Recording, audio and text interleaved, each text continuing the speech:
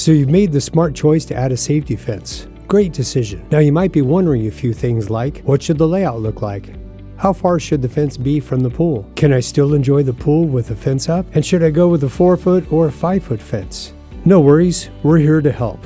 Let's walk through some of the most common questions so you can feel confident in planning the perfect setup for your all-safe pool fence. First up, choosing the height of your fence. A 4-foot fence is our most popular option, offering excellent pool safety while maintaining a low-profile, unobstructive design. It's perfect for those who want reliable protection without obstructing the view of their pool area. The 5-foot fence is often preferred by adoption and daycare agencies and may be required to meet some local codes for enhanced safety. The added height will provide maximum security while still allowing a clear view of the pool thanks to its transparent design. Both options feature ASTM-approved materials that provide a strong barrier while maintaining full visibility of your pool. Be sure to check with your local agencies to confirm height requirements before purchasing. Feel free to take a few minutes and browse the photo gallery on our website. It's full of real-life examples that can help spark ideas and show you the different layouts that can complement your yard.